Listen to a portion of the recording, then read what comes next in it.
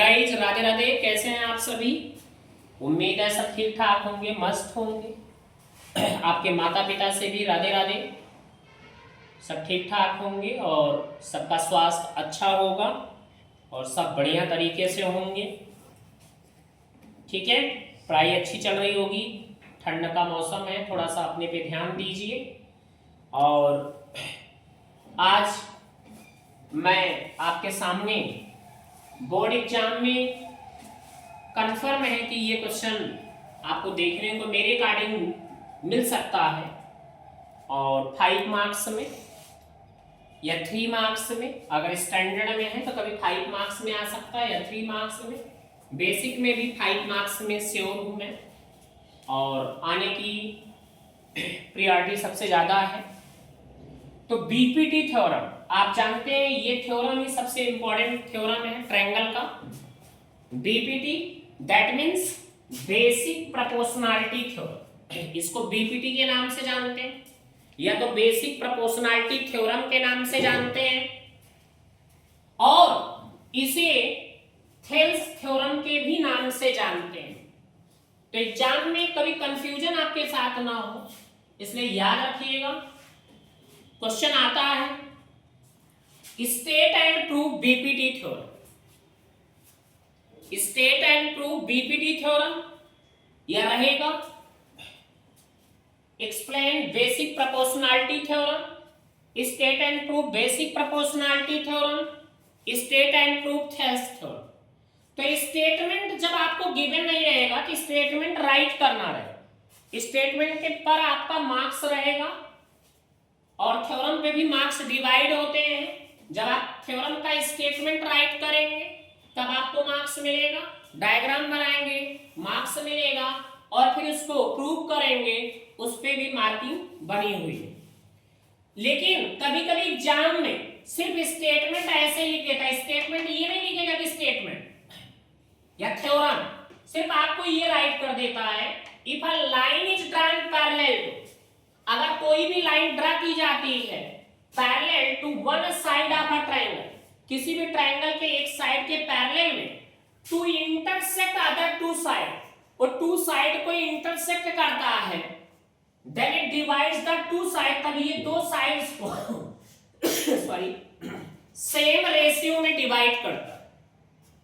BPT यही कहता है कि अगर आपके पास टू पैरेलल लाइंस आपको दिखाई पड़ रहा है, और ये एक जो लाइन है ये इसके पैरेलल है, ये लाइन इस वाली साइड को इंटरसेक्ट करता है डी पॉइंट पर, और यही लाइन इस वाले पॉइंट, इस वाली लाइन को ई पॉइंट पर इंटरसेक्ट करता है। ठीक है, तो ये कभी कभी एग्जाम में सिर्फ यही लिखा रहेगा और आपको प्रूव करना रहेगा, तब आपको तो सिर्फ प्रूविंग ही करना रहेगा। जब आपको ऑलरेडी क्वेश्चन पेपर में ये आपको गिवन रहेगा, स्टेटमेंट या थ्योरम लिखा रहे, तो केवल आपको प्रूव करना रहेगा। बट अगर आपसे कहता है state and prove basic proportionality theorem या थेल्स थ्योरम, तो आपको ये स्टेटमेंट राइट करना पड़ेगा, इस पे नंबर होता है। ठीक है, तो ये आपको क्वेश्चन में गिवन है। चलते हैं गिवन में आते हैं। क्या है गिवन? ध्यान से समझना बेटा। A B C, triangle A B C आपके पास है, ट्रायंगल ए बी सी है। ठीक है, गिवन में क्या है? Triangle A B C in which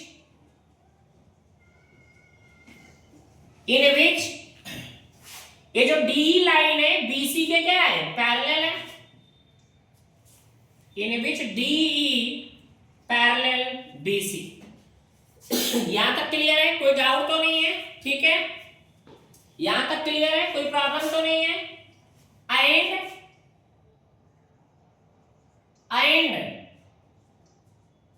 D, ये जो डी लाइन है ये इंटरसेक्ट करता है ए बी को। कहां पर इंटरसेक्ट करता है? डी पर। एंड डी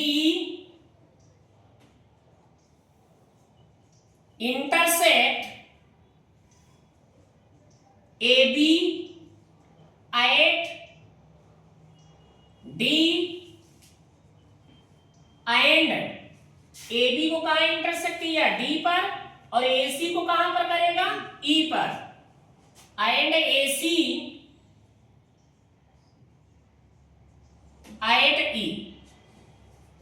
समझ में आया, कोई प्रॉब्लम तो नहीं है बेटा। यदि डी जो है बीसी के पैरेलल है, अपने पास एक ट्रायंगल ए बी सी है, means triangle A B C in which D B C के क्या है, पैरेलल, यानी D parallel B C, and D intersect A B at D, and D also intersect A C at E. Clear है यहां तक, कोई doubt तो नहीं है। आगे बढ़ते हैं। प्रूव क्या करना है बेटा, ध्यान देना। टू प्रूव, आपको प्रूव क्या करना है ये ध्यान देना। ये जो ए डी है, रेशियो की बात कर रहा था, ये सेम रेशियो में डिवाइड करता। That means you can say A D upon D B equals to A E upon E C. बेटा ये आपको प्रूव करना है, ठीक है, ये आपको प्रूव करना है। क्लियर है यहां तक? चलिए कंस्ट्रक्शन में आते हैं। कंस्ट्रक्शन में देखते हैं, बी से ई को ज्वाइन कराया गया, सी से डी को, यही है। हमने क्या किया, बी से ई को ज्वाइन कराया और क्या काम कराया, सी डी को ज्वाइन कराया। Join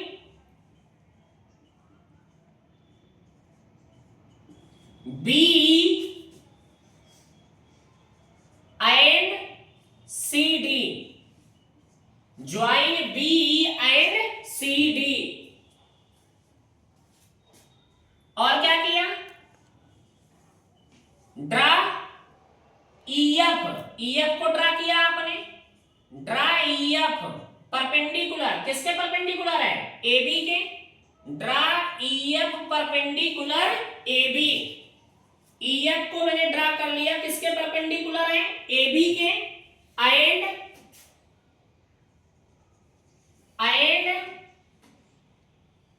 D N perpendicular A C, and D N perpendicular A C, and D N perpendicular A C. Clear है? मीन्स ईएफ परपेंडिकुलर है कहां पर, ए बी वाली लाइन पर, और डी एन परपेंडिकुलर है कहां पर, ए सी वाली लाइन पर। यहां तक क्लियर है, कोई डाउट तो नहीं है? ठीक है, आगे देखना बेटा। प्रूफ में आते हैं। प्रूफ पे आते हैं, क्या कर रहा है, प्रूफ पे आते हैं। एक ट्रायंगल लेते हैं ए डी ई, ट्रायंगल क्या लेते हैं, ए डी ई लेते हैं, ठीक है। या हम आपसे ऐसे भी कर दें, ध्यान देना। Area of triangle A D E, area of triangle A D E, area of triangle A D E, ठीक है। तो क्या होता है ट्रायंगल का area, half into base.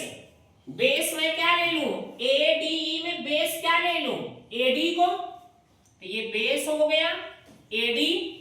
Clear है, बेस क्या हो गया, ए डी हो गया। और इसके लिए हाइट का काम कौन करेगा, ए डी पर परपेंडिकुलर लाइन कौन सी है, ई एफ वाली।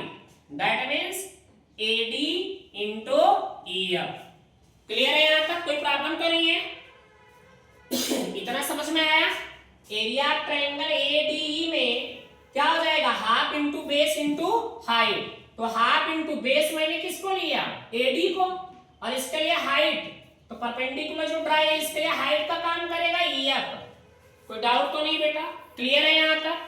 इसको मैंने ले लिया बाबू इक्वेशन नंबर फर्स्ट। समझ में आया कि नहीं आया? आया ना? क्लियर है यहां तक, कोई डाउट तो नहीं है?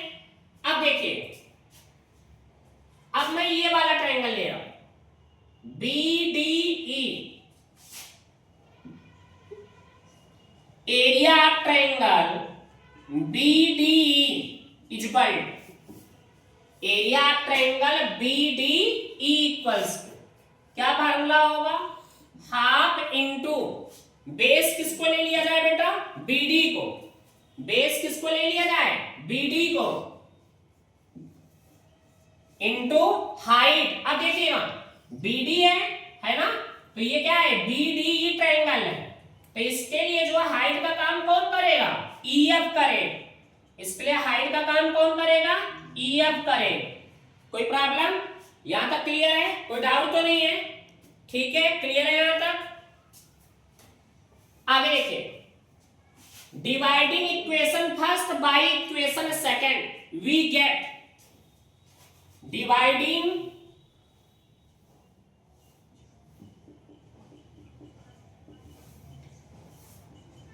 Equation first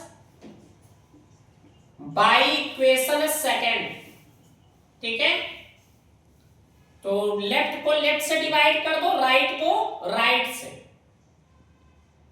area of triangle ADE upon area of triangle BDE equals to, पहले में क्या है बेटा, half into AD into EF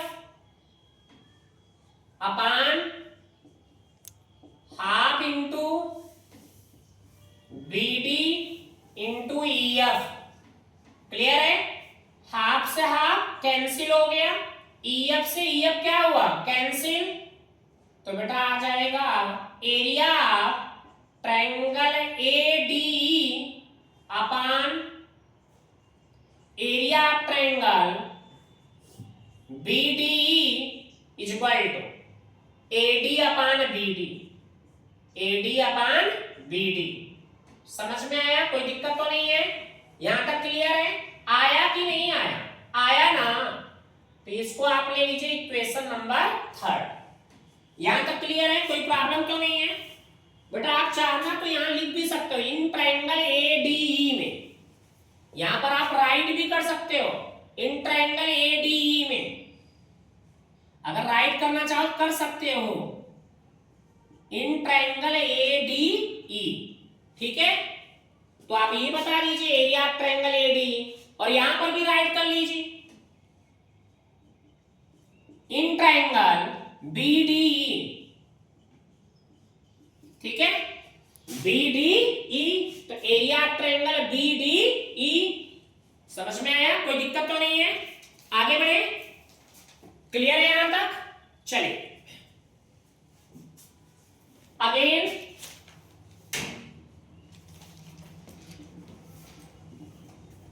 in triangle ADE, again in a triangle ADE, ठीक है, again in triangle ADE,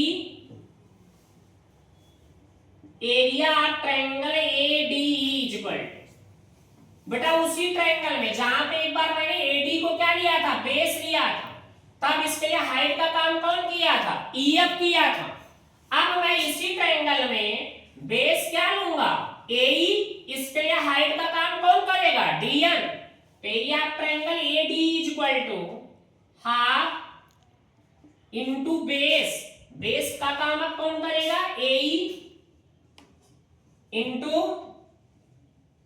height का काम DN। कोई प्रॉब्लम है यहां तक, क्लियर है, यहां तक क्लियर है बेटा, कोई प्रॉब्लम तो नहीं है, ठीक है, आगे देखिएगा, इसको ले लीजिए 1 2 3, इसको मैंने ले लिया इक्वेशन नंबर 4, कोई प्रॉब्लम किसी को, अगेन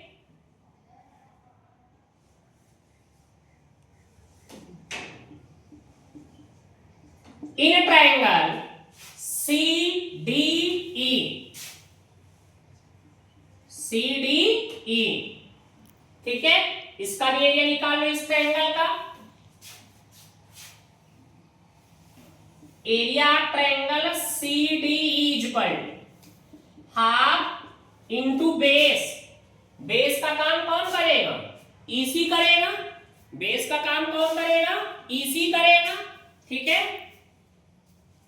बेस का काम कौन करेगा, ईसी, और हाइट का काम, इसके लिए हाइट का काम कौन करेगा, डीएन करेगा। इसको ले लीजिए इक्वेशन नंबर 5। कोई प्रॉब्लम तो नहीं है, चीजें समझ में आ रही हैं। अब देखो बेटा, dividing equation 4 by 5 we get, 4 को 5 से डिवाइड करना, लेफ्ट को लेफ्ट से, राइट को राइट से। तो लेफ्ट में क्या है, 4 में area of triangle ADE upon area of triangle CDE equals to half into AE into DN upon half into EC into DN। कोई डाउट तो नहीं है, चीजें क्लियर है यहां तक। तो बेटा हाफ से हाफ कैंसिल हो गया, DN से DN कैंसिल हो गया, तो आपको क्या मिलेगा, AE अपॉन EC। क्या मिला, AE upon EC। Equation number मैंने इसको बना लिया क्या, 6। कोई डाउट तो नहीं है, यहां तक चीजें क्लियर है, यहां तक चीजें क्लियर है, कोई डाउट तो नहीं है, क्लियर है यहां तक।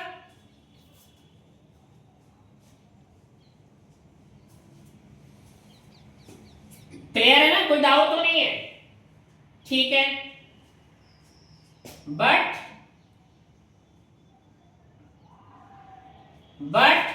कौन कौन सा ट्रायंगल सेम बेस और सेम एरिया पर लाई कर रहा है, ठीक है। Triangle BDE, but triangle BDE and triangle CDE are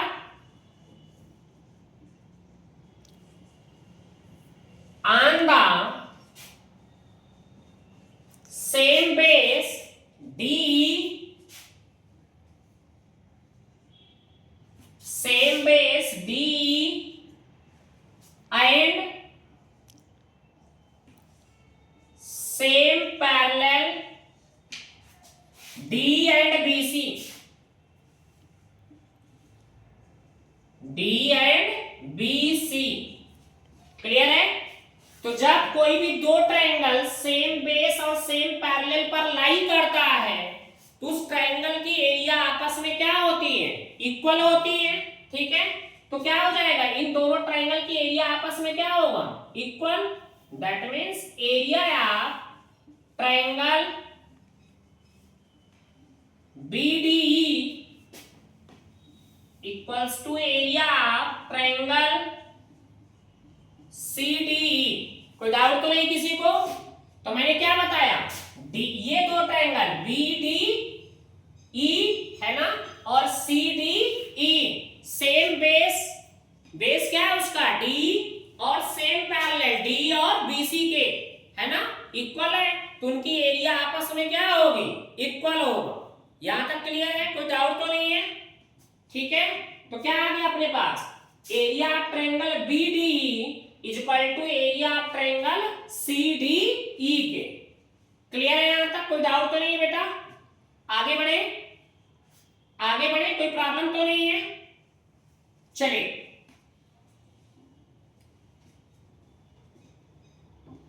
taking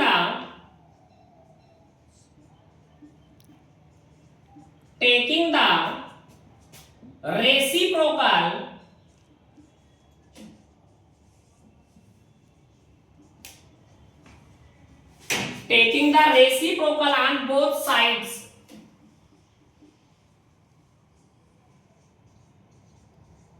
we get, दोनों साइड बेटा रेसिप्रोकल ले लो, 1/, area of triangle BDE equals to 1/, area of triangle CDE।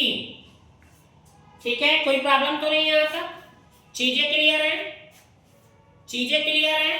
ठीक है, अब देखो बेटा, मल्टीप्लाइंग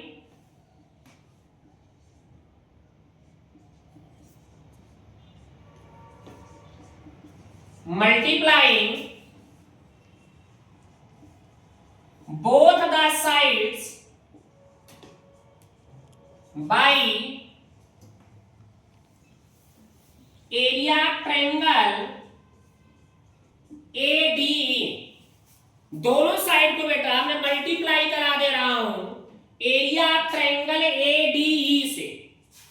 ये जो रेसिप्रोकल के बाद आए, लेकिन न्यूमरेटर में मैं एरिया ट्रायंगल ADE से मल्टीप्लाई करा दे रहा हूं। आइए मल्टीप्लाई करते हैं बेटा, तो क्या हो जाएगा, यहां पर करूंगा area triangle ADE upon area of triangle BDE equals to, यहां भी मल्टीप्लाई करिए, area of triangle ADE upon area of triangle CDE। किसी को कोई प्रॉब्लम है यहाँ तक? चीजें क्लियर है आसानी से? ठीक है, अब बेटा ध्यान देना, यहां पर, ठीक है,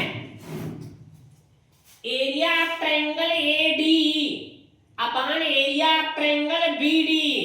तो इक्वेशन थर्ड देखो, इक्वेशन थर्ड क्या राइट किया गया है, area of triangle ADE upon area of triangle BDE किसके इक्वल, इक्वेशन थर्ड से AD बाई BD। तो बेटा इसके प्लेस पे क्या आ गया, इक्वेशन थर्ड से AD बाई BD। कोई डाउट तो नहीं है? चीजें क्लियर है? अब देखो area of triangle ADE upon area of triangle CDE। Equation number 6 देखिए, area of triangle ADE upon area of triangle CDE किसके इक्वल है बेटा, AE upon EC। AE upon EC कहां से आया है, फ्रॉम इक्वेशन थर्ड एंड 6। आया कि नहीं आया? आया ना? तो प्रूव क्या करना था बेटा, प्रूव क्या करना था, AD upon DB equal to AE upon EC, है कि नहीं है? तो AD अपान BD बोलो या DB equal to AE upon EC। तो आप राइट कर लो, AD upon DB equal to AE upon EC। यही तो प्रूव करना था आपको। आया कि नहीं आया? आया ना? क्लियर है? कोई डाउट तो नहीं है? समझ में आ गया? Hence proved. बाबू आया कि नहीं आया? आ गया सभी को अच्छे से? कोई डाउट तो नहीं है? चीजें क्लियर है? समझ में आया? ठीक है, कहीं कोई डाउट हो तो बताइए, कहीं ऐसा हो कहीं कोई चीज समझ में ना आया हो। तो ये बोर्ड एग्जाम में बेटा आपको 5 मार्क्स देखने को मिलेगा, और जहां पर आने की चांसेस ज्यादा है ये क्वेश्चन में आप देख सकते हैं, बहुत ही इजीली आप इसको प्रूव कर सकते हैं हर अपकमिंग बोर्ड एग्जाम के लिए। क्लियर है सभी को? Thank you so much guys, thank you so much, Radhe Radhe.